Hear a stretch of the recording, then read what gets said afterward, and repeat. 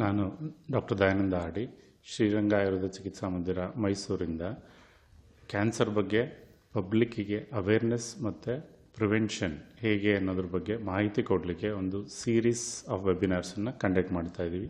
ಅದರಲ್ಲಿ ಇದು ಮೊದಲನೇ ಭಾಗವಾಗಿರುತ್ತೆ.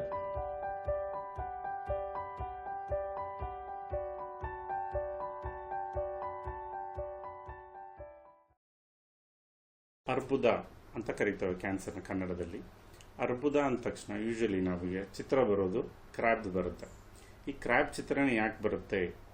ಸಾಮಾನ್ಯವಾಗಿ ನೋಡಿದ್ದೀವಿ ನಾವು. ಯಾಕೆ ಅಂತಂದರೆ ಇದರಲ್ಲಿ ಕ್ರ್ಯಾಬ್ ಅನ್ನೋ ವರ್ಡಿಗೆ ಗ್ರೀಸ್ ವರ್ಡ್ ಕ್ಯಾನ್ಸರಸ್ ಅಂತೇಳಿ, ಅಂದರೆ ಕ್ರ್ಯಾಬ್ ಅನ್ನೋದನ್ನು ಆ ಪದಕ್ಕೆ ಉಪಯೋಗಿಸ್ತಾರೆ. ಈ ಕ್ರ್ಯಾಬನ್ನೇ ಯಾಕೆ ತೊಗೊಂಡಿದ್ದಾರೆ ಅಂದರೆ ಇಟ್ಸ್ ಅ ಸಿಂಬಾಲಿಕ್ ರೆಪ್ರೆಸೆಂಟೇಷನ್ಸ್. ಅಂದರೆ ಏನು ಹೇಳ್ತೀವಿ ನಾವು, ಅದರದ್ದು ಏನಾದ್ರು ಒಂದು ಸಿಮಿಲಾರಿಟಿ ಇರುತ್ತೆ, ಅದಕ್ಕೆ ಅದನ್ನು ನಾವು ತಗೋತೇವೆ. ಈ ಕ್ರ್ಯಾಬ್ ಅಂದರೆ ಯಾಕೆ ಅಂತ ನೋಡುವಾಗ ಅದ್ರ ಶೇಪ್ ನೋಡಿದ್ರು ಒಂದು ಪ್ರಾಪರ್ ಶೇಪ್ ಅಂತ ಹೇಳಲಿಕ್ಕೆ ಬರಲ್ಲ. ಮೂಮೆಂಟು ಕೂಡ ಅದು ಬೇರೆ ಬೇರೆ ಡೈರೆಕ್ಷನಲ್ಲಿ ಮೂವ್ ಆಗ್ತಾ ಇರುತ್ತೆ.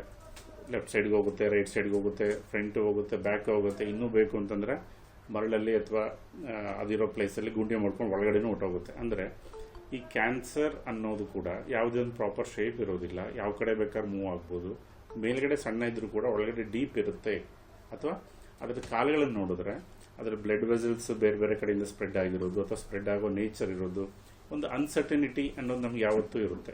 ಅದಕ್ಕೆ ಇದನ್ನು ಕ್ರ್ಯಾಬ್ ಅನ್ನೋದನ್ನು ಕ್ಯಾನ್ಸರ್ಗೆ ಒಂದು ಸಿಂಬಾಲಿಕಾಗಿ ತೊಗೊಂಡಿದ್ದಾರೆ. ಅದೇ ರೀತಿ ನಮಗೆ ಮುಂದೆ ನೋಡ್ತಾ ಹೋದರೆ ಆಸ್ಟ್ರಾಲಜಿಲಿ ಕೂಡ ಕರ್ಕಟಕ ರಾಶಿ ಅಥವಾ ಕ್ಯಾನ್ಸರ್ಗೆ ಹೇಳ್ತಾರೆ. ಹಾಗಂದರೆ ಕರ್ಕಟಕ ರಾಶಿಯವ್ರಿಗೆ ಎಲ್ಲರೂ ಕ್ಯಾನ್ಸರ್ ಬರುತ್ತಾ ಅಥವಾ ಅದಕ್ಕೆ ಏನಾದ್ರು ಸ್ಪೆಸಿಫಿಕ್ ಇದೆಯಾ ಅಂತ ಕೇಳಿದ್ರೆ ಹಾಗೇನಿಲ್ಲ. ಇದು ಕೂಡ ನಕ್ಷತ್ರ ಸಮೂಹದ ಒಂದು ಚಿತ್ರಣ ನಮಗೆ ದೂರದಿಂದ ನೋಡುವಾಗ ಕ್ರ್ಯಾಬ್ ಥರ ಕಾಣುತ್ತೆ, ಏಡಿ ಥರ. ಹಾಗಾಗಿ ಇದನ್ನು ಆಸ್ಟ್ರಾಲಜಿಕಲಿ ಕೂಡ ಇದನ್ನು ರೆಪ್ರೆಸೆಂಟ್ ಮಾಡ್ತಾ ಇದ್ದಾರೆ. ಕನ್ನಡದಲ್ಲಿ ಅರ್ಬುದ ಅನ್ನೋದಕ್ಕೆ ಪರ್ವತ, ಗ್ರಂಥಿ ಅಥವಾ ಉಬ್ಬಿರೋದು ಅಥವಾ ಗೆಡ್ಡೆ ಆಕಾರ ಇರೋದು ಅಂತ ಇದು ಸಿನಾನಿಮಸ್ ಆಗಿ ಉಪಯೋಗಿಸುವಂಥದ್ದು. ನಮಗೆ ಬೇಸಿಕ್ ಆಗಿ ಕ್ಯಾನ್ಸರ್ನ ಅರ್ಥ ಮಾಡ್ಕೋಬೇಕಾದ್ರೆ ತುಂಬ ಫಂಡಮೆಂಟಲ್, ಅಂದರೆ ತುಂಬ ಮೂಲ ಸಿದ್ಧಾಂತ ಹೋಗಬೇಕಾಗುತ್ತೆ. ಇದರಲ್ಲಿ ನಮಗೆ ಜೀವನ ಅಂದರೆ ಏನು ಅಂತ ಅರ್ಥ ಮಾಡ್ಕೊಳ್ಳೋದು ಮೈನ್ವಾಗಿ ಇಂಪಾರ್ಟೆಂಟ್ ಆಗಿರುತ್ತೆ. ಅಂದರೆ ಆಧ್ಯಾತ್ಮಿಕವಾಗಿ ಬೇರೆ ಬೇರೆ ಥರ ಇರುತ್ತೆ. ನಮಗೆ ಆಧ್ಯಾತ್ಮ ಅವಶ್ಯಕತೆ ಇಲ್ಲ. ನಮಗೆ ಮೆಡಿಕಲಿ ಅಥವಾ ಸೈಂಟಿಫಿಕಲಿ ಅಂತ ನೋಡುವಾಗ ಏನು ಅರ್ಥ ಆಗುತ್ತೆ ಅಂತ ನೋಡೋಣ. ಲೈಫ್ ಅಂತಂದರೆ ನಮಗೆ ಜನರಲ್ ಆಗಿರುವಂಥದ್ದು ಹುಟ್ಟು ಮತ್ತು ಸಾವುಗಳಲ್ಲಿ ಮಧ್ಯದಲ್ಲಿರ್ತಕ್ಕಂಥ ಟೈಮ್ ಪೀರಿಯಡ್. ಇದನ್ನು ಜನರಲ್ ಆಗಿ ನಾವು ಕರೆಯುವಂಥದ್ದು ಜೀವನ ಅಂತೇಳಿ. ಇದರಲ್ಲಿ ಏನು ಚೇಂಜಸ್ ಬರುತ್ತೆ ನಮಗೆ? ಲಿವಿಂಗ್ ಅಂತ ಹೇಳಬೇಕಾದ್ರೆ ಒಂದು ಡೆವಲಪ್ಮೆಂಟ್ ಆಗ್ತಾ ಇರಬೇಕು. ಯಾವುದೇ ಒಂದು ಗಿಡ ಆಗಲಿ, ಮನುಷ್ಯರಾಗಲಿ, ಏನೇ ಒಂದು ಜೀವಿತ ಇರೋದು ಅಂದರೆ ಅದಕ್ಕೆ ಡೆವಲಪ್ಮೆಂಟ್, ಬೆಳವಣಿಗೆ ಇದ್ದೇ ಇರುತ್ತೆ. ಬೆಳವಣಿಗೆ ಜೊತೆಗೆ ಅಲ್ಲಿ ಆ ಪರ್ಸನ್ನು ಅಥವಾ ಆ ಪ್ರಾಣಿ ಅಥವಾ ಆ ಜೀವದಲ್ಲಿ ಇರ್ತಕ್ಕಂತಹ ಮಲ್ಟಿಪಲ್ ಸಿಸ್ಟಮ್ಸ್, ಅಂದರೆ ರೆಸ್ಪಿರೇಟರಿ ಸಿಸ್ಟಮ್ ಇರೋದು, ಅಂದರೆ ಶ್ವಾಸೋಚ್ಛ್ವಾಸ ಮಾಡುವಂಥ ಕ್ರಿಯೆ ಇರ್ಬೋದು, ಆಹಾರ ತಗೊಳ್ಳುವಂಥದ್ದು ಇರೋದು, ಅದರಲ್ಲಿ ಸರ್ಕ್ಯುಲೇಷನ್ ಆಗುವಂಥದ್ದು, ಈ ಮಲ್ಟಿಪಲ್ ಸಿಸ್ಟಮ್ಸು ಕೂಡ ಒಂದಕ್ಕೊಂದು ಪೂರಕವಾಗಿ ಕೆಲಸ ಮಾಡ್ತಾ ಇರಬೇಕು. ಆಗ ಮಾತ್ರ ಅದರಲ್ಲಿ ಹೆಲ್ತ್ ಅನ್ನೋದು ಮೇಂಟೈನ್ ಆಗಿರುತ್ತೆ, ಲೈಫು ಸಸ್ಟೈನ್ ಆಗಿರುತ್ತೆ, ಅಂದರೆ ಉಳ್ಕೊಳ್ಳುತ್ತೆ ಜೀವನ. ಮತ್ತು ಇದು ರಿಪ್ರೊಡಕ್ಷನ್ ಮಾಡಬೇಕು. ರಿಪ್ರೊಡಕ್ಷನ್ ಅಂದ ತಕ್ಷಣ ಸಂತಾನೋತ್ಪತ್ತಿ ಅಂತ ಅರ್ಥ ಅಲ್ಲ. ನಮ್ಮ ದೇಹದಲ್ಲಿ ಕೂಡ ದಿನನಿತ್ಯ ಹಲವಾರು ಜೀವಕೋಶಗಳು ಸಾಯ್ತಾ ಇರುತ್ತೆ, ಅದು ರೀಪ್ಲೇಸ್ಮೆಂಟ್ ಆಗಬೇಕು. ಇದು ಕೂಡ ರಿಪ್ರೊಡಕ್ಷನ್ನೇ. ಆದರೆ ಇದು ಒಳಗಡೆ ಆಗುವಂಥದ್ದು. ನಮಗೆ ಹೊರಗಡೆ ಆಗುವಂಥದ್ದಕ್ಕೆ ಸಂತಾನ ಉತ್ಪತ್ತಿ ಕ್ರಿಯೆ ಅಂತ ಹೇಳ್ತೇವೆ.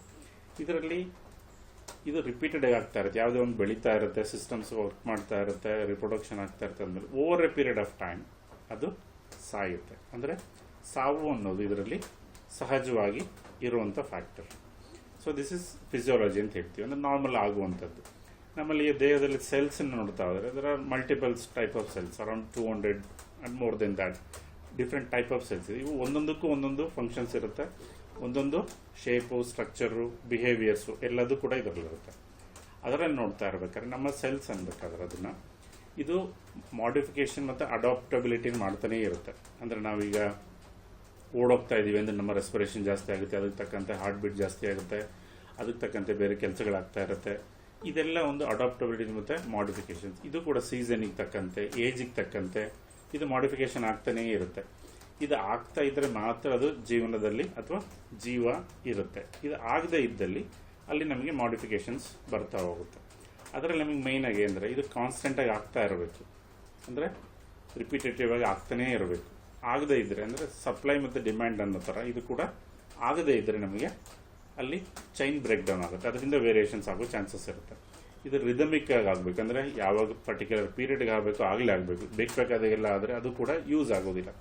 ಫಾರ್ ಎಕ್ಸಾಂಪಲ್ ಅಂದರೆ ನಮ್ಮಲ್ಲಿ ರಕ್ತ ಕಣಗಳಿದೆ, ಅದರಲ್ಲಿ RBC ಕೆಂಪು ರಕ್ತ ಕಣಗಳು, ಇದು 120 ದಿವಸ ಅದಕ್ಕೆ ಲೈಫ್ ಸ್ಪ್ಯಾನ್ ಅಂತ ಇದೆ.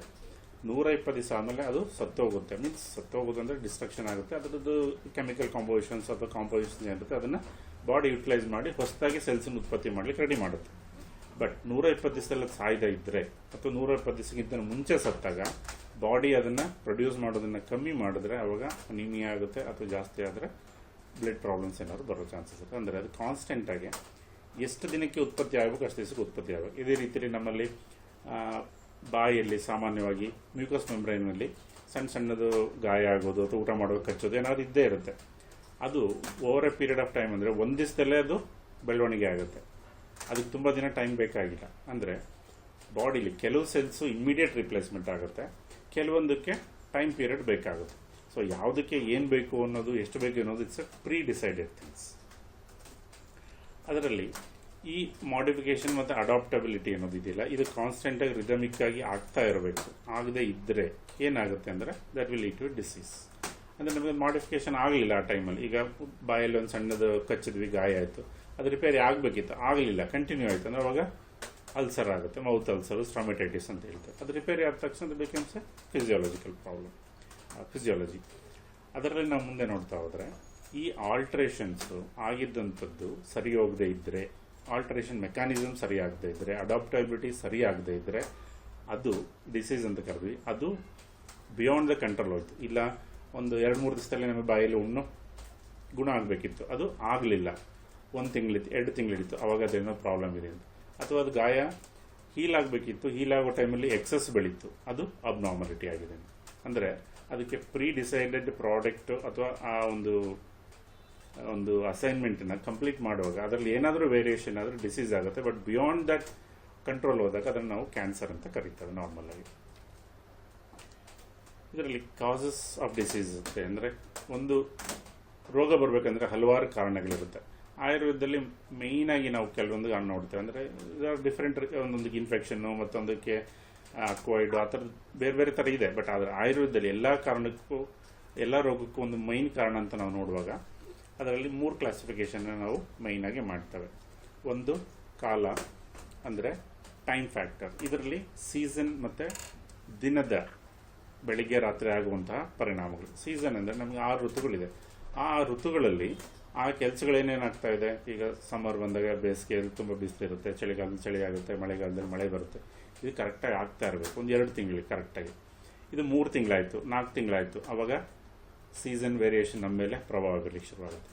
ಈಗ ಡೇ ಟೈಮಲ್ಲಿ ನಮಗೆ 6 ಗಂಟೆಗೆ ಹೇಳಬೇಕು. 6 ಗಂಟೆಗೆ ಯಾರು ಜನ ಹೇಳ್ತಾರೆ? ಎಲ್ಲ 8 ಗಂಟೆ 9 ಗಂಟೆ ಆಯಿತು. ರಾತ್ರಿ 10 ಗಂಟೆ ಒಳಗಡೆ ಮಲಗಬೇಕು. ತುಂಬ ಲೇಟಾಗಿ ಮಲಗ್ತಾ ಇದ್ವಿ.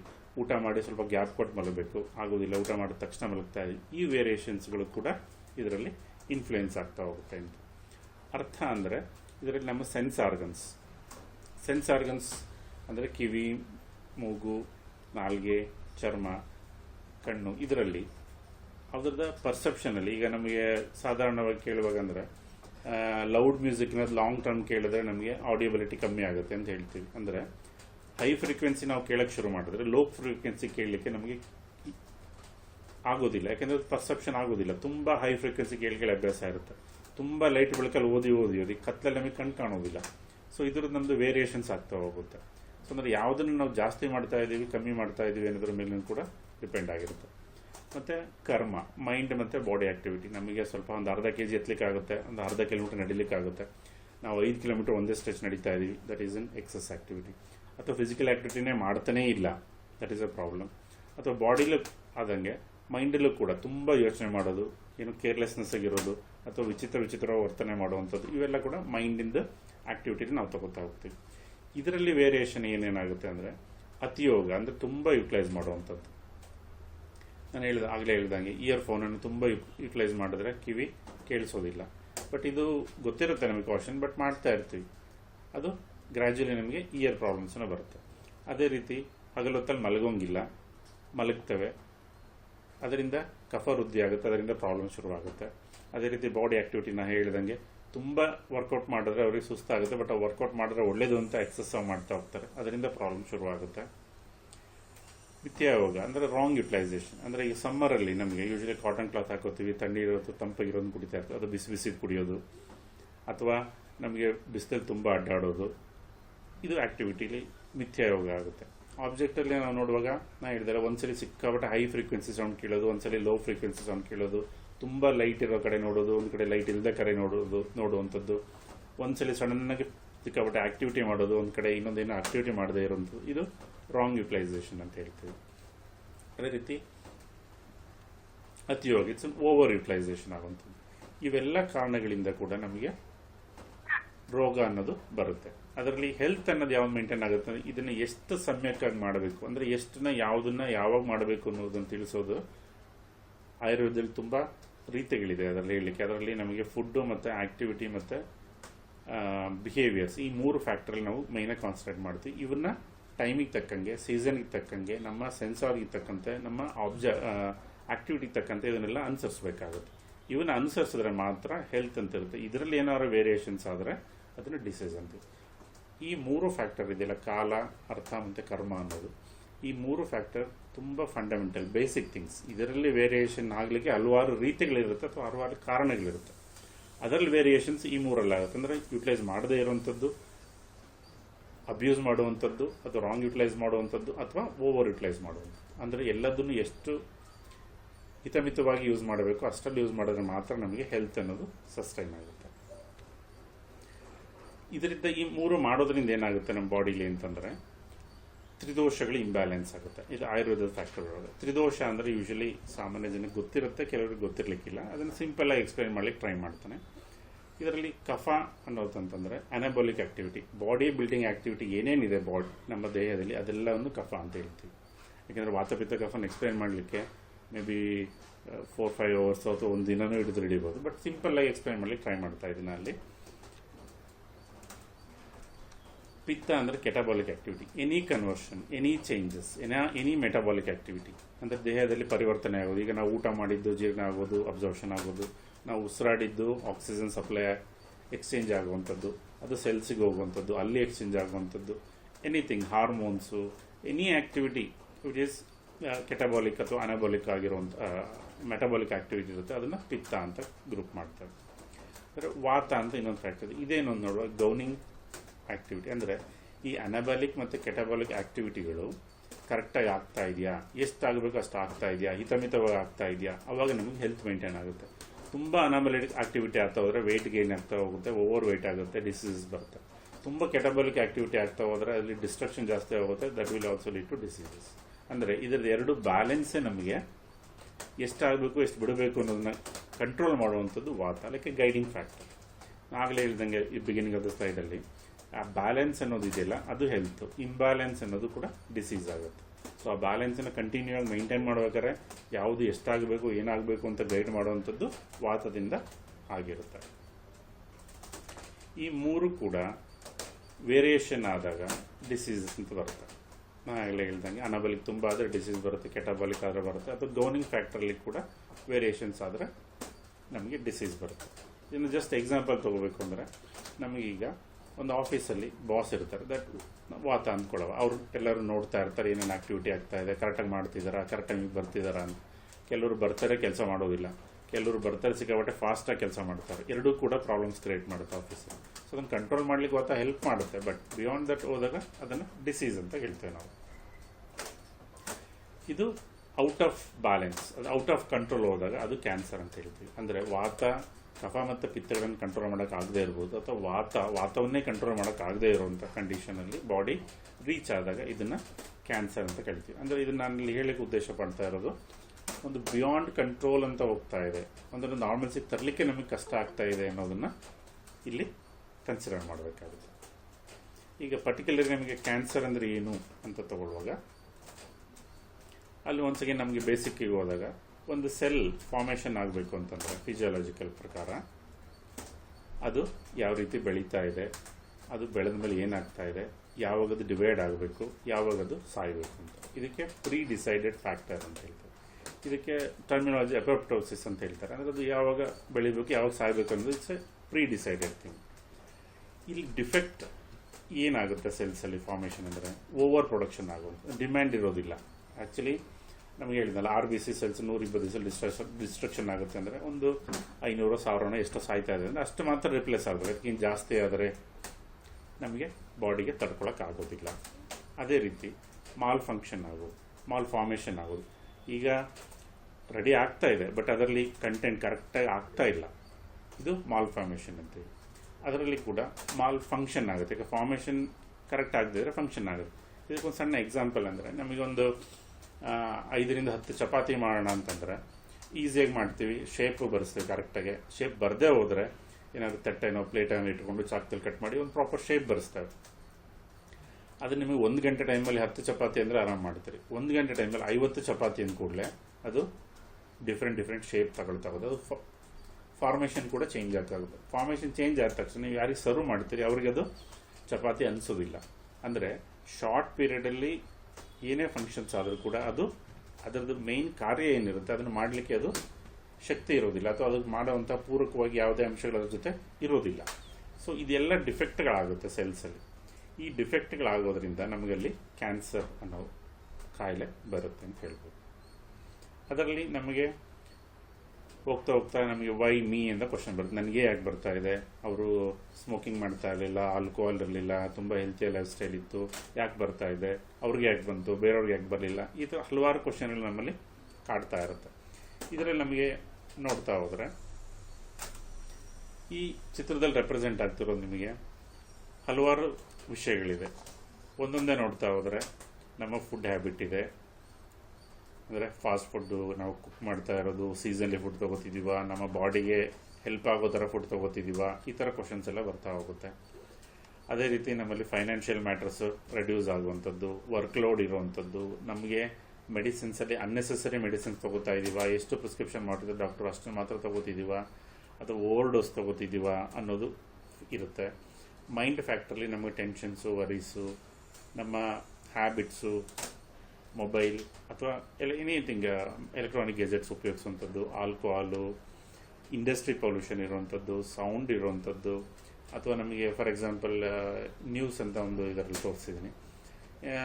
ನ್ಯೂಸಿಂದ ಅಂತಲ್ಲ, ಅದು ಸಾಧಾರಣ ನಮಗೆ ಈಗ ಮೂವೀಸ್ ನೋಡ್ತಾ ಇರ್ತೀವಿ, ತುಂಬ ಸ್ಕೇರಿ ಮೂವೀಸ್ ನೋಡ್ತಾ ಇರ್ತೀವಿ, ತುಂಬ ಥ್ರಿಲ್ಲಿಂಗ್ ಮೂವೀಸ್ ನೋಡ್ತಾ ಇರ್ತೀವಿ. ಆ್ಯಕ್ಚುಲಿ ಅಲ್ಲಿ ಏನಾದ್ರು ಇನ್ಸಿಡೆಂಟ್ ಆದರೆ the same thing will reflect on us. ಅಲ್ಲೇನಾದ್ರು ಡೆತ್ ಆದರೆ, ಅಲ್ಲೇನಾದ್ರು ಯಾರಿಗಾದ್ರು ಇಂಜುರಿ ಆದ ತಕ್ಷಣ ನಾವು ಅಂತ ಅಂದರೆ ನಮ್ಮಲ್ಲೂ ಕೂಡ ಹಾರ್ಮೋನ್ ಚೇಂಜಸ್ ಆಗ್ತಾ ಇದೆ. ಅಂದರೆ ಅನ್ನೆಸೆಸರಿಯಾಗಿ ಎಕ್ಸಸ್ ಪ್ರಚೋದನೆ ಬಾಡಿಲಿ ಆಗ್ತಾ ಇರುತ್ತೆ. ಇದರಿಂದನೂ ಕೂಡ ನಮಗೆ ಆ ಕಂಡೀಷನ್ ಬೇಡವಾಗಿದ್ದರೂ ಕೂಡ ಆ ಕಂಡೀಷನಿಗೆ ನಾವು ನಮ್ಮನ್ನು ತೊಗೊಂಡು ಹೋಗ್ತಾ ಇರ್ತೀವಿ ಮತ್ತು ವಾಪಸ್ ತರ್ತಾ ಇದ್ದೀವಿ. ಇದು ರಿಪೀಟೆಡ್ ಆಗ್ತಾ ಇದ್ದರೆ ಬಾಡಿಗೆ ಅದು ಲೈಕ್ ಟೆಂಪರಿಂಗ್ ತುಂಬ ಅದರದ್ದು ವೇರಿಯೇಷನನ್ನು ಮಾಡ್ಲಿಕ್ಕೆ ಶುರು ಮಾಡುತ್ತೆ. ಅವಾಗ ಬಾಡಿ ಅಡ್ಜಸ್ಟ್ ಆಗಲಿಕ್ಕೆ ಕಷ್ಟ ಆಗುತ್ತೆ. ಅದೇ ರೀತಿ ನಮ್ಮ relations, behaviours with the people, surroundings, universe, ಇದು ಕೂಡ ಅಪ್ರೋಚ್ ಆಗುತ್ತೆ. ಅದೇ ರೀತಿ ಇದನ್ನೆಲ್ಲ ಒಂದು ಕನ್ಸಾಲಿಡೇಟೆಡ್ ನೋಡೋಕೆ ಹೋದರೆ ನಮ್ಮ ಆಹಾರ ಕ್ರಮಗಳಲ್ಲಿ ವ್ಯತ್ಯಾಸ ಆಗುವಂಥದ್ದು, ನಮಗೆ ನಮ್ಮ ಜೀವನ ಶೈಲಿಯಲ್ಲಿ ಆಹಾರ ಕ್ರಮಗಳು ವ್ಯತ್ಯಾಸ ಬರುವಂಥದ್ದು, ನಮ್ಮ ಆ್ಯಕ್ಟಿವಿಟಿಲಿ ವ್ಯತ್ಯಾಸ ಬರುವಂಥದ್ದು, ಮತ್ತು ನಮ್ಮ ಕಂಡಕ್ಟ್ಸ್ ಅಥವಾ ಬಿಹೇವಿಯರಲ್ಲಿ. ಫುಡ್ಡಲ್ಲಿ ಅಂತ ನಾನು ಹೇಳಿದ್ನಲ್ಲ ಆಗಲೇ, ಅಂದರೆ ಈಗ ಹೊಸ ಕಾಂಟಿನೆಂಟಲ್ ಫುಡ್ ಅಂತ ಟ್ರೈ ಮಾಡ್ತಾ ಇರ್ತೀವಿ, ಅದನ್ನೇ ಜಾಸ್ತಿ ತಿಂತಾ ಹೋಗೋದು, ಟೇಸ್ಟಿಯಾಗಿದೆ ಅಂತ ತಿಂತಾ ಹೋಗೋದು, ಇದು ನಮಗೆ ಹಲವಾರು ಪ್ರಾಬ್ಲಮ್ಸ್ ಮಾಡುತ್ತೆ. ಅದನ್ನು ಆಹಾರ ಕ್ರಮಗಳು ಬರುವಾಗ ಮತ್ತೆ ನೋಡೋಣ ಅದನ್ನು. ಆ್ಯಕ್ಚುಲಿ ಈಗ ಫುಡ್ ಅಂತ ತೊಗೊಳ್ಳುವಾಗ ನಮಗೆ ಹೇಳ್ದಂಗೆ actually it's a fuel for our body. ಅಂದರೆ ನಮ್ಮ ದೇಹ ಮತ್ತು ಮನಸ್ಸು ಕೆಲಸ ಮಾಡಲಿಕ್ಕೆ ಒಂದು ಇಂಧನ ಅದು. ಆ ರೀತಿ ನೋಡಿದ್ರೆ ನಾವು ಒಂದು ಬೈಕಿಗೆ ಅಥವಾ ಕಾರಿಗೆ ಪೆಟ್ರೋಲ್ ಹಾಕ್ಸ್ಬೇಕಂದ್ರೆ ಈ ಪೆಟ್ರೋಲ್ ಬಂಕಲ್ಲಿ ಡೀಸೆಲ್ ಸರಿ ಇಲ್ಲ, ಪೆಟ್ರೋಲ್ ಸರಿ ಇಲ್ಲ ಅಂತ ಇನ್ನೊಂದು ಯಾವುದೋ ಪೆಟ್ರೋಲ್ ಬಂಕ್ ಹುಡ್ಕೊಂಡು ಹೋಗ್ತೀವಿ, ಅಲ್ಲಿ ಯಾವುದೋ ಕಂಪ್ನಿದು ಅಥವಾ ಬ್ರ್ಯಾಂಡ್ದಂತೂ. ಬಟ್ ಫುಡ್ಡಿಗೆ ಮಾಡುವಾಗ ಅದನ್ನು ನಾವು ಮಾಡೋದಿಲ್ಲ, ಟೇಸ್ಟ್ ಮಾತ್ರ. ಅಂದರೆ ನಾಲಿಗೆ ಅನ್ನೋದು ಅಥವಾ ಬಾಯಿ ಅನ್ನೋದು ಇಟ್ಸ್ ಎ ಗೇಟ್ ವೇ. ನಮಗೆ ಓಪನ್ ಆಗಿ ಎಂಟ್ರಿ ಆಗ್ಲಿಕ್ಕೆ ಮಾತ್ರ ಬಿಟ್ಟರೆ, ದೇಹಕ್ಕೆ ಹೋದ್ಮೇಲೆ ದೇಹಕ್ಕೆ ಹಿಡಿಸ್ತಾ, ನನ್ನ ದೇಹಕ್ಕೆ ಹೋಗ್ತಾ, ನನ್ನ ದೇಹದಲ್ಲಿ ಅನುಕೂಲ ಪರಿಣಾಮಗಳನ್ನು ಮಾಡ್ತಾ ಇದೆಯಾ ಅಂತ ನೋಡೋದು ಭಾರಿ ಕಮ್ಮಿ ಇರುತ್ತೆ. ಆ್ಯಕ್ಟಿವಿಟಿಲೂ ಕೂಡ ನಮ್ಮಲ್ಲಿ ಈಗ ಆಲ್ಮೋಸ್ಟ್ ಎಲ್ಲ ಸೆಡೆಂಟರಿ ಆ್ಯಕ್ಟಿವಿಟಿ ಆಗಿದೆ, ಎಲ್ಲ ಕುತ್ಕೊಂಡೇ ಇರ್ತೀವಿ. ಫಿಸಿಕಲ್ ಆ್ಯಕ್ಟಿವಿಟಿ ಅನ್ನೋದು ತುಂಬ ಕಮ್ಮಿ ಆಗಿದೆ. ನಮ್ಮ ದೇಹದಲ್ಲಿ ರಚನೆ ನೋಡಿದ್ರೆ ಕಾಲು ಅನ್ನೋದು, ನಮ್ಮ ಲೆಗ್ಸು ಆಲ್ಮೋಸ್ಟ್ ನಮ್ಮ ಅಪ್ಪರ್ ಬಾಡಿ ಈಕ್ವಲ್ ಆಗೇ ಇರುತ್ತೆ. ಅಷ್ಟು ಲೆಗ್ಸ್ ಲೆಂತ್ ಇರುವಾಗ ಅಥವಾ ಅಷ್ಟೊಂದು ಇಂಪಾರ್ಟೆನ್ಸ್ ಇರುವಾಗ ಅದಕ್ಕೆ ಏನು ಯೂಸ್ ಮಾಡ್ಕೋಬೇಕು? ಅದನ್ನು ನಮ್ಮಲ್ಲಿ ಮೂಮೆಂಟ್ ಇರಬೇಕು, ಆ್ಯಕ್ಟಿವಿಟಿಗಳಿರಬೇಕು, ನಾವು ಮಾಡೋದೇ ಇಲ್ಲ. ಅಥವಾ ಬಿಹೇವಿಯರ್ ಕಂಡಕ್ಟ್ಸಲ್ಲಿ ಅಕ್ಸೆಪ್ಟೆನ್ಸ್, ಕೆಲವು ಕಂಡ್ರೆ ಇರಿಟೇಷನ್ ಆಗ್ತಾ ಇರುತ್ತೆ, ಅವ್ರ ಜೊತೆ ವರ್ಕ್ ಮಾಡ್ತಾ ಇರ್ತೀವಿ. ಕೆಲವು ಫಂಕ್ಷನ್ಸಿಗೆ ಹೋಗ್ತೀವಿ, ಅಲ್ಲಿ ನೋಡ್ತೀವಿ, ಯಾರು ಇರಿಟೇಷನ್ ಆಗುತ್ತೆ. ಸೊ ಈ ಇರಿಟೇಷನನ್ನು ಬಿಯಾಂಡ್ ಆಗಿ ನೀವು ಅಕ್ಸೆಪ್ಟ್ ಮಾಡ್ಲಿಕ್ಕೆ ಶುರು ಮಾಡಿದ್ರೆ ನಿಮ್ಮ ಇರಿಟೇಷನ್ ಕಮ್ಮಿ ಆಗುತ್ತೆ. ಈ ಇರಿಟೇಷನಿಂದ ನಿಮಗೆ ಪ್ರಾಬ್ಲಮ್ಸ್ ಆಗುತ್ತೆ ಹೊರತಾಗಿ ಬೇರೆಯವ್ರಿಗೆ ಪ್ರಾಬ್ಲಮ್ಸ್ ಆಗೋದಿಲ್ಲ. ಸೊ ಇಟ್ಸ್ ಎ ಸೆಲ್ಫ್ ಪ್ರಾಬ್ಲಮ್ಸನ್ನು ಕ್ರಿಯೇಟ್ ಮಾಡ್ತಾ ಹೋಗುತ್ತೆ. ಇದನ್ನೆಲ್ಲ ನೋಡ್ತಿರುವಾಗ ನಮಗೆ ಇದನ್ನು ಟೋಟಲ್ ಆಗಿ ಲೈಫ್ ಸ್ಟೈಲ್ ಅಂತೀವಿ. ಅಂದರೆ ಒಂದು ಸಮತೋಲನೆಯಾಗಿರ್ತಕ್ಕಂಥ ಜೀವನ ನಿಯಮಗಳನ್ನು ಪಾಲಿಸದೇ ಇದ್ದಾಗ ಎನಿ ಡಿಸೀಸಸ್ ಬರುತ್ತೆ. ಬಟ್ ಅದರಲ್ಲಿ ಬಿಯಾಂಡ್ ಕಂಟ್ರೋಲ್ ಆದಂಥ ಸ್ಟೇಜಲ್ಲಿ ನಮಗೆ ಕ್ಯಾನ್ಸರ್ ಅನ್ನೋದು ಉತ್ಪತ್ತಿ ಆಗುತ್ತೆ. ಈಗ ಕ್ಯಾನ್ಸರನ್ನು ಒಂದು ಡಿಸೀಸ್ ಅಂತ ಕರಿತೀವಾ ಇಲ್ವಾ ಅಂತ, ಯಾಕೆಂದರೆ ಇದರಲ್ಲಿ ನಾನು ಮೊದಲೇ ಹೇಳ್ದಂಗೆ ಎಲ್ಲ ಕ್ಯಾನ್ಸರ್ ಒಂದೇ ಥರ ಇರಲ್ಲ, ಹಲವಾರು ಟೈಪ್ ಇದೆ. ಕೆಲವೊಂದು ಹೊಸದಾಗಿ ಕೇಳ್ತಾ ಇರ್ತೀವಿ, ಕೆಲವು ಡಿಸೀಸ್ಗೆ ಅಸೋಸಿಯೇಟ್ ಆಗಿರುತ್ತೆ, ಹಂಗಾಗಿ ಅವ್ರಿಗೆ ಆ ಕ್ಯಾನ್ಸರ್ ಬಂತು, ಇನ್ನೊಂದಕ್ಕೆ ಇನ್ನೊಂದು ಬಂತು ಅಂತೇಳಿ. ಬಟ್ ಇದರ ಜನರಲಿ ನಾನು ನೋಡ್ತಾ ಇದ್ದಂಗೆ ನಾವೊಂದು ರೋಗ ಅಂತಂದರೆ ಒಂದು ಸಿಸ್ಟಮ್ಗೆ ಹಾಗೆ ಹೇಳಿದಾಗ ನಮಗೆ ಹಾರ್ಟು ಮತ್ತು ಲಂಗ್ಸಿಗೆ ಬಂದರೆ, ಈಗ ಹಾರ್ಟಿಗೆ ಬಂದಿರೋ ಪ್ರಾಬ್ಲಮ್ಮು, ಲಂಗ್ಸಿಗೆ ಬಂದಿರೋ ಪ್ರಾಬ್ಲಮ್ಮು, ಅಥವಾ ಡೈಜೆಷನ್ ಪ್ರಾಬ್ಲಮ್ಮು, ಅಥವಾ ಪರ್ಟಿಕ್ಯುಲರ್ ಸೆಲ್ಸಿಗೆ ಬಂದಿರೋ, ಅಂದರೆ ಒಂದು ಪರ್ಟಿಕ್ಯುಲರ್ ಏರಿಯಾಗೆ ಲಿಮಿಟ್ ಆದಾಗ ಅಥವಾ ಒಂದು ಪರ್ಟಿಕ್ಯುಲರ್ ಆರ್ಗನ್ಗೆ ಲಿಮಿಟ್ ಆದಾಗ ಕಾಮನ್ ಆಗಿ it's not 100% definition for that, ಅದನ್ನು ಡಿಸೀಸ್ ಅಂತ ನಾವು ಪರಿಗಣಿಸ್ಬೋದು. ಆದರೆ ಕ್ಯಾನ್ಸರಲ್ಲಿ ನಾವು ನೋಡುವಾಗ ಇದರಲ್ಲಿ ಯಾವುದೇ ಪಾಸಿಟಿವ್ ಫ್ಯಾಕ್ಟರ್ ಅಂತ ಇರೋದಿಲ್ಲ. ಯಾಕಂದರೆ ಇದರಲ್ಲಿ ರಿಸ್ಕ್ ಫ್ಯಾಕ್ಟರ್ ಅಂತ ಹೇಳ್ತೀವಿ.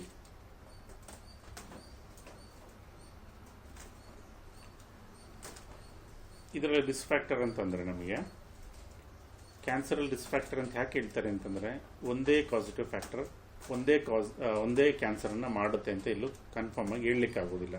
ಫಾರ್ ಎಕ್ಸಾಂಪಲ್ ನಮಗೆ ಸಾಮಾನ್ಯವಾಗಿ ಎಲ್ಲರಿಗೂ ನೋಡೋದು ಸಿಗರೇಟ್ ಸ್ಮೋಕಿಂಗಿಂದ ಕ್ಯಾನ್ಸರ್ ಬರುತ್ತೆ ಅಂತ ಹೇಳ್ತೀವಿ. ಅಂದರೆ cigarette smoking is equal to lung cancer ಅಂದರೆ ಇಲ್ಲ.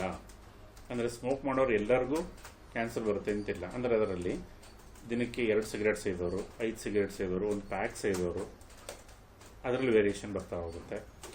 ಅದರ ನಂತರ ಅವ್ರ ಬಾಡಿಲಿ ಅದು ಅಕ್ಸೆಪ್ಟ್ ಆಗಿದೆ ಇಲ್ಲ ಅಂತ. ಕೆಲವು ಸ್ಮೋಕರ್ಸ್ ಏನು ಮಾಡ್ತಾರೆ, ಬರೀ ಬಾಯಲ್ಲಿ ಇಟ್ಕೊಂಡೇ ಬಿಡ್ತಾರೆ, ಕೆಲವರು ಲಂಗ್ಸಿಗೆ ತಗೋತಾರೆ, ಈ ವೇರಿಯೇಷನ್ಸ್ ಬರ್ತಾ ಹೋಗುತ್ತೆ. ಹಿಂಗಿರುವಾಗ ಕ್ಯಾನ್ಸರ್ ಅಂದರೆ ಸ್ಮೋಕಿಂಗಿನಿಂದನಾ ಅಂತ ಕೇಳಿದ್ರೆ ಅದನ್ನು ಹೇಳಲಿಕ್ಕೆ ಸಾಧ್ಯ ಆಗಲ್ಲ. ಅದೇ ರೀತಿ ತುಂಬ ಸ್ಪೈಸಿ ಫುಡ್ ತಗೋತಾ ಇದ್ರು, ತುಂಬ ಏನೇನೋ ಆಕ್ಟಿವಿಟಿ ಮಾಡ್ತಾಯಿದ್ರು, ಅದರಿಂದ ಅವ್ರಿಗೆ ಕ್ಯಾನ್ಸರ್ ಬಂತು, ಇಲ್ಲ ಅವ್ರಿಗೆ ಡಯಾಬಿಟಿಸ್ ಇತ್ತು ಅದರಿಂದ ಕ್ಯಾನ್ಸರ್ ಬಂತು. ಇದನ್ನೆಲ್ಲದೂ ಕೂಡ ರಿಸ್ಕ್ ಫ್ಯಾಕ್ಟರ್ ಅಂತ ಮಾತ್ರ ಹೇಳ್ತೇವೆ. ಅಂದರೆ ಇಂಥದ್ರಲ್ಲಿ ಬಂದದರಲ್ಲಿ 80% 60% ಆ ಪರ್ಟಿಕ್ಯುಲರ್ ಕ್ಯಾನ್ಸರು ಅಥವಾ ಕ್ಯಾನ್ಸರ್ ಆಗೋ ಚಾನ್ಸಸ್ಸನ್ನು ಆಗ್ಬೋದು ಅಂತ ಇರ್ತೇವೆ. ಆದರೆ ಹಾಗೇ ಆಗುತ್ತೆ ಅಂತ ಹೇಳಲಿಕ್ಕೆ ಆಗೋದಿಲ್ಲ. ಅದರಲ್ಲೂ ಕೂಡ ಒಂದೇ ರಿಸ್ಕ್ ಫ್ಯಾಕ್ಟರಿಂದ ಕ್ಯಾನ್ಸರ್ ಆಗುತ್ತೆ ಅಂತಿಲ್ಲ, ಹಲವಾರು ಕಾರಣಗಳಾಗ್ಬೋದು, ಅಥವಾ ಹಲವಾರು ಚಿಕ್ಕ ಚಿಕ್ಕ ಕಾರಣಗಳು ಸೇರಿ ಸುಮಾರು ಸಮಯ ಆದ ನಂತರ ಅದು ಕ್ಯಾನ್ಸರ್ ಆಗಿ ಕನ್ವರ್ಟ್ ಆಗ್ಬೋದು. ಇದರಲ್ಲಿ ಮತ್ತೆ ಆರಿಜಿನ್ ಮತ್ತು ನೇಚರ್ ಅಂತ ನೋಡುವಾಗ ನಾನು ನಾರ್ಮಲ್ ಡಿಸೀಸ್ಗೆ ಹೇಳಿದಂಗೆ ನಮ್ಗೆ ಈಗ ಡಿಸೆಂಟ್ರಿ ಆಯ್ತು ಅಂದರೆ ಡಿಸೆಂಟ್ರಿ ಅಂದರೆ ನಮ್ಗೆ ಇಂಟೆಸ್ಟಿನಲ್ ಆಗುವಂಥದ್ದು, ಅಲ್ಲಿ ಮಾತ್ರ ವೇರಿಯೇಷನ್ಸ್ ಇರುತ್ತೆ, ದಟ್ಸ್ ಓಕೆ. ಬಟ್ ಕ್ಯಾನ್ಸರ್ಲಿ ಹೆಂಗೆ ಅಂತಂದರೆ ಇದು ಒಂದು ಕಡೆ ಹುಟ್ಟುತ್ತೆ ಮತ್ತು ಅದರಲ್ಲೇ ಬೆಳೀತಾ ಹೋಗುತ್ತೆ, ಅದ್ರ ಕಡೆ ಸ್ಪ್ರೆಡ್ ಆಗ್ತಾ ಹೋಗುತ್ತೆ, ಅಥವಾ ಅಲ್ಲೇ ನಿಂತ್ಕೊಳ್ಳುತ್ತೆ.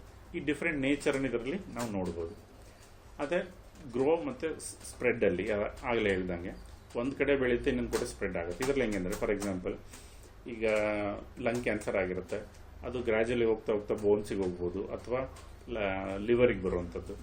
ಇದರಲ್ಲಿ ಅಂದರೆ ಲಿವರ್ ಆ್ಯಕ್ಚುಲಿ ನಾರ್ಮಲ್ ಆಗಿರುತ್ತೆ ಅಥವಾ ಬೋನು ನಾರ್ಮಲ್ ಆಗಿರುತ್ತೆ. ಬಟ್ ಲಂಗ್ ಕ್ಯಾನ್ಸರಲ್ಲಿ ಇರ್ತಕ್ಕಂತಹ ಕ್ಯಾನ್ಸರ್ ಸೆಲ್ಸು ಲಿವರ್ಗೆ ಹೋಗಿ ಅಥವಾ ಬೋನಿಗೆ ಹೋಗಿ ಅಲ್ಲಿ ಲಂಗ್ ಕ್ಯಾನ್ಸರ್ದು ನೇಚರ್ ಇರ್ತಕ್ಕಂತಹ ಕ್ಯಾನ್ಸರ್ ಸೆಲ್ಸ್ನ ಡೆವಲಪ್ ಮಾಡೋಕ್ಕೆ ಶುರು ಮಾಡುತ್ತೆ. ಅಂದರೆ ಅಲ್ಲಿ ಲಿವರ್ದೇನು ಪ್ರಾಬ್ಲಮ್ ಇರೋದಿಲ್ಲ, but gradually liver secondary problem ಆಗಿ ಅದರಲ್ಲಿ ಇನ್ವಾಲ್ವ್ ಆಗ್ತಾ ಹೋಗುತ್ತೆ. ಸೊ ಈ ನೇಚರು ಬೇರೆ ಡಿಸೀಸ್ಗಳಲ್ಲಿ ತುಂಬ ಕಮ್ಮಿ ಇರುತ್ತೆ. ಅಫ್ಕೋರ್ಸ್ ಕೆಲವು ಡಿಸೀಸಲ್ಲಿ ಇದೀಗ ಡಯಾಬಿಟಿಸ್ ಅಂತ ತೊಗೊಂಡ್ರೆ ಅದರಲ್ಲಿ ಬೇರೆ ಬೇರೆ ಆರ್ಗನ್ಸ್ ಎಲ್ಲ ಆಗೋದಿರುತ್ತೆ ಆ ನೇಚರ್. ಬಟ್ ಆದರೆ ಈ ಪರ್ಟಿಕ್ಯುಲರ್ ನೇಚರು ಕ್ಯಾನ್ಸರಲ್ಲಿ ಮಾತ್ರ ನಮಗದು ಕಂಡು ಬರುತ್ತೆ. ಇದರಲ್ಲಿ ಸೈನ್ಸ್ ಆ್ಯಂಡ್ ಸಿಂಪ್ಟಮ್ಸು ವೇರಿ ಆಗ್ತಾ ಇರುತ್ತೆ. ಫಾರ್ ಎಕ್ಸಾಂಪಲ್ ಹೇಳಿದಂಗೆ ನಾನೀಗ ಲಂಗ್ ಕ್ಯಾನ್ಸರ್ ಅಂತಂದರೆ ಲಂಗ್ಸಲ್ಲಿ ಮಾತ್ರ ಇರುತ್ತೆ, ಅಂದರೆ ಲಂಗ್ಸಿಗೆ ಸಂಬಂಧಪಟ್ಟಂಗೆ ಮಾತ್ರ ಇರುತ್ತೆ, ಶ್ವಾಸಕೋಶಕ್ಕೆ ಸಂಬಂಧಪಟ್ಟಂಗೆ. ಆದರೆ ಇದು ಲಿವರಿಗೆ ಸ್ಪ್ರೆಡ್ ಆದರೆ ಲಿವರಿನ ಸಿಂಪ್ಟಮ್ಸು ಶುರು ಮಾಡುತ್ತೆ, ಬೋನ್ಸಿಗೆ ಅಟ್ಯಾಕ್ ಆದರೆ ಬೋನ್ಸಿನ ಸಿಂಪ್ಟಮ್ಸು ಸ್ಟಾರ್ಟ್ ಮಾಡುತ್ತೆ.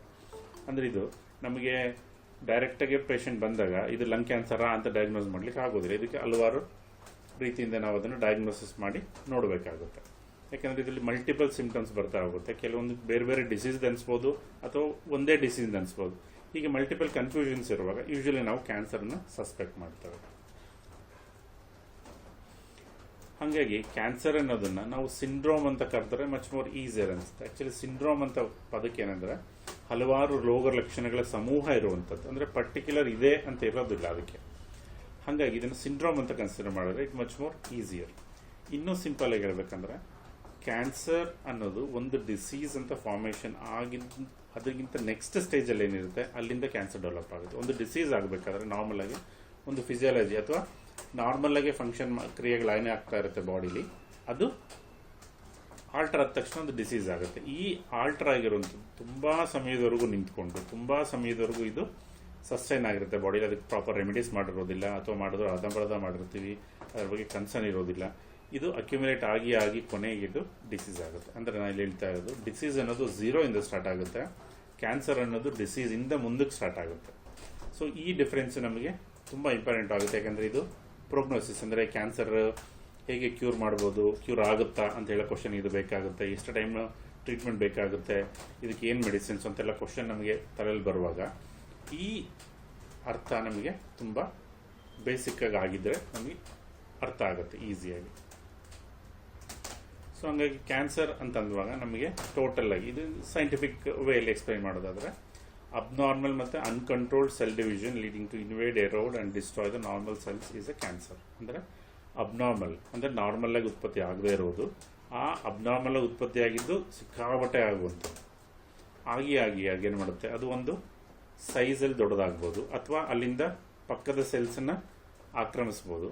ಆ ಪಕ್ಕದ ಸೆಲ್ಸನ್ನು ಆಕ್ರಮಿಸಿ ಅದನ್ನೂ ಕೂಡ ನಾಶ ಮಾಡಿ ಅದನ್ನು ಅದಕ್ಕೆ ಸೇರಿಸ್ಕೊಂಡು ಮತ್ತೆ ಇನ್ನೂ ನಾಶ ಆಗ್ತಾ ಹೋಗ್ತಾ ಇರುವಂಥದ್ದು. ಇದಕ್ಕೆ ಬೇಸಿಕ್ ಆಗಿ ನಾವು ಕ್ಯಾನ್ಸರ್ ಅಂತೇಳಿ ಸೈಂಟಿಫಿಕ್ ಅಥವಾ ಮೆಡಿಕಲಿ ನಾವು ಅದನ್ನು ಹೇಳ್ತೇವೆ. ಇದರಲ್ಲಿ ನೇಚರ್ ತಗೊಂಡ್ರೆ, ಅಂದರೆ ಕ್ಯಾನ್ಸರ್ ನೇಚರಲ್ಲಿ, ಈಗ ನಮಗೆ ಕ್ಯಾನ್ಸರ್ ಹಲವಾರು ರೀತಿ ಅಂತ ಹೇಳ್ತೀವಲ್ಲ, ಅದನ್ನು ಹೇಳಕ್ಕೆ ಇಷ್ಟಪಡ್ತಾ ಇದ್ದೀನಿ ಇಲ್ಲಿ. ಇದರಲ್ಲಿ ಮೈನ್ ಆಗಿ ನಮಗೆ 2 ಕ್ಲಾಸಿಫಿಕೇಶನ್ಸ್ ಇದೆ, ಒಂದು ಬೆನೈನ್ ಮತ್ತು ಮ್ಯಾಲಿಗ್ನೆಂಟ್ ಅಂತೇಳಿ. ಇದರಲ್ಲಿ ನೇಚರ್ ತಗೊಂಡ್ರೆ ನಾಟ್ ಸ್ಪ್ರೆಡಿಂಗ್, ಅಂದರೆ ಇದು ಸ್ಪ್ರೆಡ್ ಆಗೋದಿಲ್ಲ, ಒಂದೇ ಭಾಗದಲ್ಲಿ ಇರುತ್ತೆ, ಅಂದರೆ ಅದಕ್ಕೆ ಬೆನೈನ್ ಅಥವಾ ಬೆನೈನ್ ಟ್ಯೂಮರ್ ಅಂತ ಹೇಳ್ತೀವಿ. ಅಂದರೆ ಇದರಿಂದ ಬೆನಿಫಿಟ್ ಏನಾಗುತ್ತೆ ನಮಗೆ ಅಂತಂದರೆ ಟ್ರೀಟ್ಮೆಂಟಲ್ಲಿ ಇದು ಕ್ಯಾಪ್ಸುಲೇಟೆಡ್ ಆಗಿರುತ್ತೆ. ಕ್ಯಾಪ್ಸುಲೇಟೆಡ್ ಅಂದರೆ ಒಂದು ಫೈಬ್ರಸ್ ಶೀಟ್ ಅಥವಾ ಒಂದು ಯಾವ್ದಾದ್ರು ಒಂದು ಸಪ್ರೇಟ್ ಕ್ಯಾಪ್ಸುಲ್ ಥರ ಆಗಿ ಅದರೊಳಗಡೆ ಇರುತ್ತೆ, ಅದು ಸುತ್ತ ಒಂದು ಫೈಬ್ರಸ್ ಶೀಟ್ ಥರ ಆಗಿರುತ್ತೆ, ಅಂದರೆ ಪ್ಲಾಸ್ಟಿಕ್ ಶೀಟ್ ಥರ, ಅಥವಾ ಗಟ್ಟಿಯಾದ ಯಾವುದಾದ್ರು ಒಂದು ಪದರ ಉತ್ಪತ್ತಿ ಆಗಿರುತ್ತೆ. ಇದರಿಂದ ಇದು ಹೊರಗಡೆ ಸ್ಪ್ರೆಡ್ ಆಗಿರೋದಿಲ್ಲ. ಇದನ್ನು ಒಳ್ಳೇದು ಅಂತ ಯಾಕೆ ಕರಿತೀವಿ ಅಂದರೆ ಕ್ಯಾನ್ಸರ್ ಅಂದರೆ ಒಳ್ಳೇದಲ್ಲ, ಬಟ್ ಆದರೆ ಇದನ್ನು ಟ್ರೀಟ್ಮೆಂಟ್ ಹಾಸ್ಪಿಟಲ್ ನಾವು ಒಳ್ಳೇದಂತ ಯಾಕೆ ಕರಿತೀವಿ ಅಂತಂದರೆ ಆಪರೇಷನ್ ಮಾಡಿ ಆ ಭಾಗವನ್ನು ಕರೆಕ್ಟಾಗಿ ಕ್ಲೀನಾಗಿ ಎಲ್ಲೂ ಪಳವಳಿಕೆ ಉಳಿದಂಗೆ ತೆಗೆದ್ರೆ ಇದು ಮತ್ತೆ ಅಪಿಯರೆನ್ಸ್ ಆಗೋದಿಲ್ಲ. ಬಟ್ ಇದು ಕೂಡ ನಿಮ್ಮಲ್ಲಿ ಸ್ಕಿನ್ನಲ್ಲಿ ಮಸಲಲ್ಲಾದರೆ ಪಾಸಿಬಿಲಿಟಿ ಇದೆ, ಬಟ್ ಬ್ರೈನಲ್ಲಾದರೆ ಇದನ್ನು 100% ತೆಗಿಲಿಕ್ಕೆ ಆಗೋದಿಲ್ಲ. ಬ್ರೈನ್ ಟ್ಯೂಮರ್ ಅಂತ ನಾವು ಸಾಧಾರಣ ಕೇಳಿರ್ತೇವೆ. ಬ್ರೈನ್ ಟ್ಯೂಮರಲ್ಲಿ 100% ಯಾಕೆ ತೆಗೆಯೋದಿಲ್ಲ ಅಂತಂದರೆ 100% ತೆಗೆದ್ರೆ ನಾರ್ಮಲ್ ಸೆಲ್ಸ್ ಕೂಡ ಡ್ಯಾಮೇಜ್ ಆಗುತ್ತೆ. ಅಂದರೆ ಆ ಪರ್ಸನ್ಗೆ ಆ ಪರ್ಟಿಕ್ಯುಲರ್ ಬ್ರೈನ್ ಫಂಕ್ಷನ್ಸ್ ಏನು ಮಾಡಬೇಕಿತ್ತೋ ಅದರಿಂದ ಡ್ಯಾಮೇಜ್ ಆಗುವಂಥ ಚಾನ್ಸಸ್ ಇರುತ್ತೆ. ಅವರಿಗೆ ಪ್ಯಾರಾಲಿಸಿಸ್ ಥರ ಆಗ್ಬೋದು, ಅಥವಾ ಮಾತಾಡ್ಲಿಕ್ಕೆ ಕಷ್ಟ ಆಗ್ಬೋದು, ಅಥವಾ ಇನ್ಯಾವುದಾದ್ರು ನ್ಯೂರಲಾಜಿಕಲ್ ಡಿಸಾರ್ಡರ್ಸ್ ಬರೋದು. ಹಾಗಾಗಿ ಅಲ್ಲಿ 80% 90% ಡಿಪೆಂಡ್ಸ್ ಆನ್ ಯಾವ ರೀತಿ ತೆಗಿಬೇಕು ಅಂತ ನೋಡ್ತಾರೆ. ಅಂದರೆ ಬೆನೈನ್ ಟ್ಯೂಮರು ಕೂಡ ಎಲ್ಲಿ ಆಗಿದೆ ಅನ್ನೋದು ಕೂಡ ನಮಗೆ ಟ್ರೀಟ್ಮೆಂಟಲ್ಲಿ ಇಂಪಾರ್ಟೆಂಟ್ ಆಗಿರುತ್ತೆ. ಅದರಿಂದ ಎಷ್ಟು ತೆಗಿಬೋದು, ಯಾಕೆ ತೆಗಿಬೋದು, ಕಂಪ್ಲೀಟ್ ಹೋಯ್ತಾ ಅನ್ನೋದು ಕೂಡ ಇದನ್ನು ನಾವು ನೋಡ್ಕೋಬೇಕಾಗುತ್ತೆ. ಇನ್ನೊಂದು ಕ್ಯಾನ್ಸರ್ ನಾನು ಹೇಳಿದೆ ಮ್ಯಾಲಿಗ್ನೆಂಟ್ ಕ್ಯಾನ್ಸರ್ ಅಂತೀವಿ. ಮ್ಯಾಲಿಗ್ನೆಂಟ್ ಅಂದರೆ ಅದನ್ನು ಯೂಶಲಿ ಕ್ಯಾನ್ಸರ್ ಅಂತಾರೆ ಮ್ಯಾಲಿಗ್ನೆಂಟಿಗೆ, ಇಲ್ಲ ಅಂದರೆ ಅದನ್ನು ಬೆನೈನ್ ಅಂತಾರೆ ಅಥವಾ ಟ್ಯೂಮರ್ ಅಂತಾರೆ ಜನರಲ್ ಆಗಿ. ಟ್ಯೂಮರ್ ಅಂದ ತಕ್ಷಣ ಇದು ಸ್ಪ್ರೆಡ್ ಆಗೋದಿಲ್ಲ, ಕ್ಯಾಪ್ಸುಲೇಟೆಡ್ ಇದೆ, ಈಸಿ ಆಗುತ್ತೆ ಅನ್ನೋ ಒಂದು ಮನೋಭಾವನೆ ತಗೋಬೇಕು. ಕ್ಯಾನ್ಸರ್ಸ್ ಅಥವಾ ಮ್ಯಾಲಿಗ್ನೆಂಟ್ ಆದರೆ ಇದು ಒಂದು ಕಡೆಯಿಂದ ಇನ್ನೊಂದು ಕಡೆಗೆ ಸ್ಪ್ರೆಡ್ ಆಗಿದೆ, ಹೋಗ್ತಾ ಇದೆ. ಸೊ ಇದು ಸ್ವಲ್ಪ ತೀವ್ರತೆ ಜಾಸ್ತಿ ಇರುವಂಥದ್ದು, ಸ್ವಲ್ಪ ಡೇಂಜರಸ್ ಅನ್ನೋ ಒಂದು ಪರಿಗಣನೆ ನಮಗೆ ಬೇಕಾಗುತ್ತೆ. ಇದರಲ್ಲಿ ನಾನು ಆಗ ಕ್ರ್ಯಾಬಿಗೆ ಚಿತ್ರ ಹೇಳಿದ್ನಲ್ಲ, ಇದನ್ನು ಹೋಲಿಸಿ ನೋಡಿ. ಇಲ್ಲಿ ನಿಮಗೆ ಒಂದು ಶೇಪ್ ಇಲ್ಲ, ಇದೆಲ್ಲ ಬೇರೆ ಬೇರೆ ಕಡೆ ಇನ್ವೇಡ್ ಆಗ್ತಾ ಇದೆ, ಬೇರೆ ಬೇರೆ ಸೆಲ್ಸನ್ನು ತಗೋತಾ ಇದೆ, ಅಟ್ಯಾಕ್ ಮಾಡ್ತಾ ಇದೆ, ಹೊರಗಡೆ ಬರ್ತಾ ಇದೆ, ಸ್ಪ್ರೆಡ್ ಆಗ್ತಾ ಇದೆ. ಈ ನೇಚರ್ ಇರೋದಕ್ಕೆ ಇದನ್ನು ಕ್ರ್ಯಾಬಿಗೆ ರೆಪ್ರೆಸೆಂಟ್ ಮಾಡಿದ್ದು. ಈ ಸ್ಪ್ರೆಡ್ ಆಗೋ ನೇಚರ್ ಇರೋವಂಥದ್ದಕ್ಕೆ ಮ್ಯಾಲಿಗ್ನೆಂಟ್ ಅಥವಾ ಕ್ಯಾನ್ಸರ್ಸ್ ಅಂತ ಹೇಳ್ತೀವಿ. ಈ ಸ್ಪ್ರೆಡ್ ಆಗೋ ನೇಚರ್ ಅಂತಂದರೆ ಎಲ್ಲಿ ಅದು ಮೂಲತಃ ಹುಟ್ಟಿರುತ್ತೋ ಅಲ್ಲಿ ತುಂಬ ಸ್ಪ್ರೆಡ್ ಆಗಿ ಕೂಡ ಅದು ಬೇರೆ ಕಡೆಗೆ ಬರ್ಬೋದು, ಅಥವಾ ಅಲ್ಲಿ ತಕ್ಕ ಮಟ್ಟಿಗೆ ಬೆಳೆದಿರುತ್ತೆ, ಆ ಪಾರ್ಟಿಗೆ ಏನಾದ್ರು ಇಂಜುರಿ ಆಯಿತು, ಏನಾದ್ರು ಹೊರಗಡೆಯಿಂದ ಹೊಡೆತ ಬಿತ್ತು, ಆಗ ಆ ಕ್ಯಾನ್ಸರ್ ಸೆಲ್ಸ್ ಡ್ಯಾಮೇಜ್ ಆಯಿತು, ಅದು ಮೂವ್ ಆಗ್ಬೋದು. ಸೊ ಇದು ಅಂತಂದರೆ ಸಾಧಾರಣ ನಮಗೆ ಕೇಳೋದು ಎಲ್ಲರಿಗೂ ಅದು ತುಂಬ ಬೆಳೆದ ಮೇಲೆ ಸ್ಪ್ರೆಡ್ ಆಗುತ್ತಾ, ಮುಂಚೆನೂ ಸ್ಪ್ರೆಡ್ ಆಗುತ್ತಾ ಅಂತ. ಇದಕ್ಕೆ ಪರ್ಟಿಕ್ಯುಲರ್ ರೀಸನ್ಸ್ ಹೇಳಲಿಕ್ಕೆ ಆಗೋದಿಲ್ಲ. ಕೆಲವರಲ್ಲಿ ಮುಂಚೆನೇ ಸ್ಪ್ರೆಡ್ ಆಗ್ಬೋದು, ಕೆಲವರಿಗೆ ತುಂಬ ಡೆವಲಪ್ಮೆಂಟ್ ಆದಮೇಲೂ ಸ್ಪ್ರೆಡ್ ಆಗ್ಬೋದು. ಇದು ಸ್ಪ್ರೆಡ್ ಆದಮೇಲೆ ಅದಕ್ಕೆ ಇನ್ವೇಡ್ ಅಂತೀವಿ, ಅಂತಾರೆ ಬೇರೆ ಕಡೆ ಬಾಡಿ ಪಾರ್ಟ್ಸಿಗೆ ಹೋದಾಗ ಅದು ಬೇರೆ ಸೆಲ್ಸನ್ನ ಅದು ಪೆನೆಟ್ರೇಟ್ ಮಾಡುತ್ತೆ, ಅದ್ರ ಜೊತೆಗೆ ಹೋಗುತ್ತೆ, ಅದು ಎಕ್ಸ್ಪ್ಯಾನ್ಷನ್ ಆಗ್ತಾ ಹೋಗುತ್ತೆ. ಇದೇ ರೀತಿ ನಮ್ಮ ಲಿಂಫೆಟಿಕ್ ಸಿಸ್ಟಮ್ ಅಂತ ಇದೆ, ಇನ್ನೊಂದು ಪ್ಯಾರಲಲ್ ಸಿಸ್ಟಮ್. ಇದೇನಂತಂದರೆ ನಮ್ಮ ಸರ್ಕ್ಯುಲೇಟರಿ ಸಿಸ್ಟಮ್ ಇದೆಯಲ್ಲ, ನಮಗೀಗ ಹಾರ್ಟ್, ಬ್ಲಡ್ ವೆಸಲ್ಸು, ಇದು ಸರ್ಕ್ಯುಲೇಟರಿ ಸಿಸ್ಟಮ್. ಅಂದರೆ ಹಾರ್ಟ್ ಪಂಪ್ ಮಾಡುತ್ತೆ, ಬ್ಲಡ್ ವೆಸಲ್ಸಲ್ಲಿ ಬ್ಲಡ್ ಹೋಗುತ್ತೆ, ಆಮೇಲೆ ಅಲ್ಲಿಂದ ಡಿಆಕ್ಸಿನೇಟೆಡ್ ಬ್ಲಡ್ ವಾಪಸ್ ಬರುತ್ತೆ. ಇದು ಸರ್ಕ್ಯುಲೇಟರಿ ಸಿಸ್ಟಮ್. ಇದರಲ್ಲಿ ಹಾರ್ಟಿಂದ ಹೋಗಿದಂಥ 100% ಫ್ಲೂಯಿಡ್ ಕೂಡ ವಾಪಸ್ ಬರೋದಿಲ್ಲ ಬಾಡಿಗೆ. ಯಾಕೆ ಅಂತಂದರೆ ಹಾರ್ಟಿಗೆ ಬರುವಾಗ ಅದರಲ್ಲಿ ದಪ್ಪದ ಮಾಲಿಕ್ಯೂಲ್ಸ್ ಇರಬಾರ್ದು, ತುಂಬ ತೆಳು ಇರಬೇಕು. ಅಂದರೆ ಫಾರ್ ಎಕ್ಸಾಂಪಲ್ ಪಸ್ ಆಗಿತ್ತು ಅಥವಾ ಇನ್ನೇನೋ ಗಾಯ ಆಗಿತ್ತು, ಅದರ ಸೆಲ್ಸ್ ಯಾವ್ದಾದ್ರು ಒಳಗಡೆ ಹೋಯಿತು, ಇದೆಲ್ಲ ಹಾರ್ಟಿಗೆ ಹೋದರೆ ಅದು ಪ್ರಾಬ್ಲಮ್ಸ್ ಮಾಡಲಿಕ್ಕೆ ಶುರು ಮಾಡುತ್ತೆ. ಹಾಗಾಗಿ ಒಂದು ಪ್ಯಾರಲಲ್ ಸರ್ಕ್ಯುಲೇಷನ್ ಇದೆ, ಇದು ಲಿಂಫೆಟಿಕ್ ಡ್ರೈನೇಜ್ ಅಂತ ಹೇಳ್ತೀವಿ. ಇದರಿಂದ ಅದು ತಗೊಂಡು ಮತ್ತೆ ಅದನ್ನು ಲಿವರಿಗೆ ಹೋಗಿ ಮತ್ತೆ ಅಲ್ಲಿ ಡೈಜೆಸ್ಟ್ ಮಾಡಿ ವಾಪಸ್ ಕಳಿಸುತ್ತೆ. ಸೊ ಅವಾಗ ಅಂದ್ರೆ ಲಿವರ್ಗೆ ಹೋಗಿ ಡೈಜೆಸ್ಟ್ ಆಯಿತು ಅಂದರೆ ಅದು ಮತ್ತೆ ತಿನ್ನರ್ ಅಥವಾ ನಮ್ಮ ಬಾಡಿಗೆ ಯಾವುದು ಸೂಟಬಲ್ ಕಂಡೀಷನ್ ಇರುತ್ತೋ ಅದಕ್ಕೆ ಅದು ಮಾರ್ಪಡುತ್ತೆ ಅಂತ ಆಯಿತು. ಸೊ ಈ ಸಿಸ್ಟಮಿಂದನೂ ಕೂಡ ಕ್ಯಾನ್ಸರ್ಸ್ ಸ್ಪ್ರೆಡ್ ಆಗುತ್ತೆ. ಯಾಕೆಂದರೆ ಕ್ಯಾನ್ಸರ್ ಸೆಲ್ಸ್ ನಾನು ಹೇಳಿದಾಗೆ ಸ್ವಲ್ಪ ದೊಡ್ಡ ಇರುತ್ತೆ, ಆ ಸೆಲ್ಸು ನಾರ್ಮಲ್ ಸರ್ಕ್ಯುಲೇಷನ್ ಹೋಗಲಿಕ್ಕೆ ಸ್ವಲ್ಪ ಕಷ್ಟ ಆಗುತ್ತೆ. ಸೊ ಹಂಗಾಗಿ ಇದ್ರ ಮುಖಾಂತರ ಹೋಗುತ್ತೆ. ಯೂಶಲಿ ನಾವು ಹೇಳ್ತೇವೆ ಆಪರೇಷನ್ ಮಾಡಿದಾಗ ಅಲ್ಲಿ ಪಕ್ಕದಲ್ಲಿ ಸಣ್ಣ ಸಣ್ಣದು ಗೆಡ್ಡೆಗಳೇನೈತಂತೆ ತೆಗೆದ್ರಂತೆ, ಅಥವಾ ಅಲ್ಲಿ ಗೆಡ್ಡೆಯಲ್ಲಿ ಕಲ್ಲಾದಂಗೆ ಆಗಿತ್ತಂತೆ, ಗೆಡ್ಡೆಗೆ ಸ್ಪ್ರೆಡ್ ಆಗಿತ್ತಂತೆ. ಅಂದರೆ ಈ ಲಿಂಫೆಟಿಕ್ ಸಿಸ್ಟಮ್ ಇದೆಯಲ್ಲ, ಒಂದು ಕ್ಯಾನ್ಸರ್ ಭಾಗದಲ್ಲಿ ಅದು ಸುತ್ತಮುತ್ತ ಎಷ್ಟು ಲಿಂಫೆಟಿಕ್ ಗ್ಲ್ಯಾಂಡ್ಸ್ ಎಫೆಕ್ಟ್ ಆಗಿದೆ ಅನ್ನೋದು ನಮಗೆ ಕ್ಯಾನ್ಸರ್ ಡಯಾಗ್ನೋಸಿಸ್ ಅಥವಾ ಪ್ರೋಗ್ನೋಸಿಸ್ಗೆ ತುಂಬ ಇಂಪಾರ್ಟೆಂಟ್ ಆಗಿರುತ್ತೆ. ಲಿಂಫೆಟಿಕ್ ಸ್ಪ್ರೆಡ್ ಆಗಿದೆ ಅಂತಂದರೆ ಅದರ ಅರ್ಥ ಇದು ಸ್ಪ್ರೆಡ್ ಆಗ್ತಾ ಇದೆ ಅಂತ. ಅಂದರೆ ಮ್ಯಾಲಿಗ್ನೆಂಟ್ ಇದ್ದರೂ ಕೂಡ ಅದು ಸ್ಪ್ರೆಡ್ ಆಗದೆ ಇದ್ದರೆ it is very good one. Spread ಆಗ್ತಾ ಇದೆ ಅಂದರೆ ಎಷ್ಟು ಸ್ಪ್ರೆಡ್ ಆಗಿದೆ ಅಂದರೆ ನಾವು ಸ್ಟೇಜಿಂಗ್ ಅಂತ ಹೇಳ್ತೀವಿ. ಇದಕ್ಕೆ ಸ್ಟೇಜಿಂಗ್ ಅಂತ ಡಿಸೈಡ್ ಮಾಡುವಾಗ ನಮಗೆ ಈ ಎಷ್ಟು ಲಿಂಫೆಟಿಕ್ ಗ್ಲ್ಯಾಂಡಿಗೆ ಸ್ಪ್ರೆಡ್ ಆಗಿದೆ ಸುತ್ತಮುತ್ತ ಇರೋದು, ಅಥವಾ ಬೇರೆ ಡಿಸ್ಟೆನ್ಸ್ ಪಾರ್ಟಿಗೆ ಅಂದರೆ ಲಂಗ್ಸಿಗೆ ಹೋಗಿದೆಯಾ, ಲಿವರ್ಗೆ ಹೋಗಿದೆಯಾ, ಅಥವಾ ಕೊಲಾನ್ಸಿಗೆ ಹೋಗಿದೆಯಾ, ಎಲ್ಲ ಹೋಗಿದೆ ಅಂತ ಐಡೆಂಟಿಫೈ ಮಾಡ್ಬಿಡೋಂಥದ್ದು. ಸೊ ಈ ಲಿಂಫೆಟಿಕ್ ಸಿಸ್ಟಮ್ ಕೂಡ ನಮಗೆ ತುಂಬ ಇಂಪಾರ್ಟೆಂಟ್ ಆಗಿರುತ್ತೆ. ಅದೇ ರೀತಿ ಬ್ಲಡ್ ಸ್ಟ್ರೀಮಲ್ಲಿ ಆಗಲೇ ಹೇಳಿದೆ, ಬ್ಲಡ್ ಸ್ಟ್ರೀಮಲ್ಲಿ ಸಾಧಾರಣ ಹೋಗೋದಿಲ್ಲ ಅದು, ಬಟ್ ಪಾರ್ಟಿಕಲ್ಸ್ ತುಂಬ ಸಣ್ಣದಾಗಿದೆ, ಕ್ಯಾನ್ಸರ್ ಸೆಲ್ಸ್ ತುಂಬ ಸಣ್ಣದಾಗಿದ್ದಾಗ ಇದು ಬ್ಲಡ್ಡಲ್ಲಿ ಹೋಗೋ ಚಾನ್ಸಸ್ ಇರುತ್ತೆ.